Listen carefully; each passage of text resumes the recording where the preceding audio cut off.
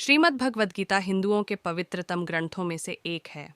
महाभारत के अनुसार कुरुक्षेत्र युद्ध में भगवान श्री कृष्ण ने गीता का संदेश अर्जुन को सुनाया था।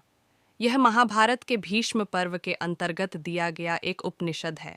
भगवद गीता में एकेश्वरवाद, कर्म योग, ज्ञान योग, भक्ति योग की बहुत सुंदर ढंग से चर्चा हुई है।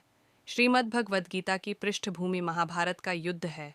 जिस प्रकार एक सामान्य मनुष्य अपने जीवन की समस्याओं में उलझकर किंकर्तव्य विमूढ़ हो जाता है और जीवन की समस्याओं से लड़ने की बजाय उससे भागने का मन बना लेता है, उसी प्रकार अर्जुन, जो महाभारत के महानायक थे, अपने सामने आने वाली समस्याओं से भयभीत होकर जीवन और क्षत्रिय धर्म से निराश हो गए थे। अर्जुन की तरह ही हम सभी कभी कभी अनिश्चय की स्थिति में या तो हताश हो जाते हैं और या फिर अपनी समस्याओं से विचलित होकर भाग खड़ रहे होते हैं। इसीलिए भगवान श्री कृष्ण ने जन सामान्य के लिए कर्तव्यनिष्ठ मार्ग को इंगित करने के लिए इस महाज्ञान को गीता के माध्यम से प्रस्तुत किया है। हम सभी 18 अध्याय आपके लिए संस्कृत श्लोकों के सरल हिंदी अनुवाद के साथ आपके लिए प्रकाशित कर रहे हैं ताकि आप इसे आसानी से पढ़ सके। श्रीमद् भगवद गीता को एक बहुत ही पवित्र ग्रंथ माना जाता है। इसके अध्ययन से पूर्व हम यह भी जान सकते हैं कि इसके बारे में हमारे महापुरुषों के क्या विचार हैं, वो श्रीमद् भगवद गीता के बारे में क्या सोचते हैं। गीता मेरा हृदय है, गीता मेरा उत्तम सार है, गीता मेरा अति उग्र ज्ञान है, गीता मेरा अविनाशी ज्ञान है, गीता मेरा श्रेष्ठ निवास स्थान है, गीता मेरा परम पद है, गीता मेरा परम रहस्य है, गीता मेरा परम गुरु है, जो अपने आप श्री विष्णु भगवान के मुख कमल से निकली हुई है। वह गीता अच्छी तरह कंठस्थ करना चाहिए। अन्य शास्त्रों के विस्तार से क्या लाभ। गाने योग्य गीता तो श्री गीता का और श्री विष्णु सहस्त्र नाम का गान है।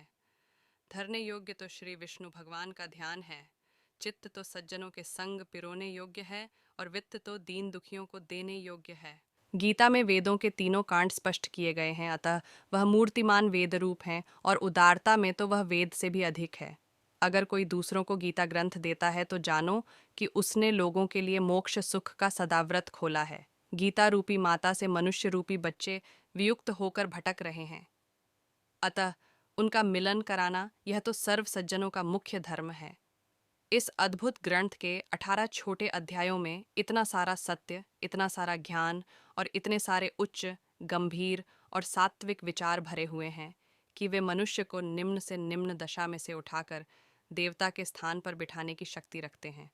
वे पुरुष तथा स्त्रियां बहुत भाग्यशाली हैं जिनको इस संसार के अंधकार से भरे हुए संकरे मार्गों में प्रकाश देने वाला यह छोटा सा लेकिन अखूट तेल से भरा हुआ धर्म प्रदीप प्राप्त हुआ है। जीवन के सर्वांगीण विकास के लिए गीता ग्रंथ अद्भुत है। विश्व की 578 भाषाओं में गीता का अनुवाद हो चुका है। हर भाषा में कई चिंतकों, विद्वानों और भक्तों ने मीमांसाएं की हैं और अभी भी हो रही हैं, होती रहेंगी, क्योंकि इस ग्रंथ में सब देशों, जातियों, पंथों के तमाम मनुष्यों के कल्याण की अलौकिक सामग्री भरी हुई है। अतः हम सबको गीता ज्ञान में अवगाहन करना चाहिए।